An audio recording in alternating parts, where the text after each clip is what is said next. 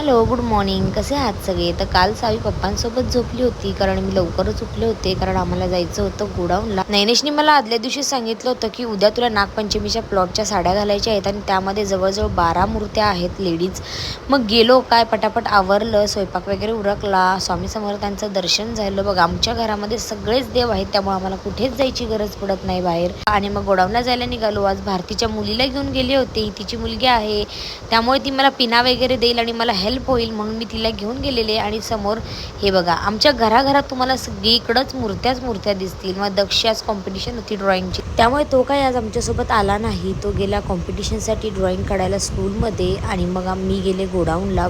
हे बघा, ह्या आहेत हळदी कुंकू आल्या आणि ह्यांना साड्या नेसवणं म्हणजे अर्धी माझा व्यायाम होऊन जातो आणि खरंच यांना नेसवणं म्हणजे कसरतच असते माझी. वाकडं तिकडं होऊन यांना साड्या घालाव्या लागतात. मग फायनली मग साड्या वगैरे घातल्या. मग सावी रडत होती मध्येच, तिला थोडं फिडिंग करून घेतलं.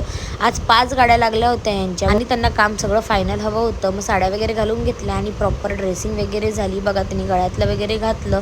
आणि आता तुम्ही म्हणाल की हे वेड्यासारखे आमचे हे काय करतात, तर हे बोलत आहेत पार्टीसोबत, कारण त्यांना जसं हवं आहे तसंच ते पार्टीला सांगतात की मला असंच हवं आहे. त्यामुळे स्क्रिप्टेड सांगत होते की मला असंच स्क्रिप्ट गाणं असं टाकून हवं आहे. घरी आलो, मग हे म्हणाले आज बटाट्याचे पराठे बनवले आणि थोडं फॅमिलीसोबत मस्त आम्ही टाईम स्पेंड केला. आणि इकडे दक्ष सावीला त्रास देत होता, त्यांनी काढला टॅटो तिच्या हातावरती. असा होता दिवस.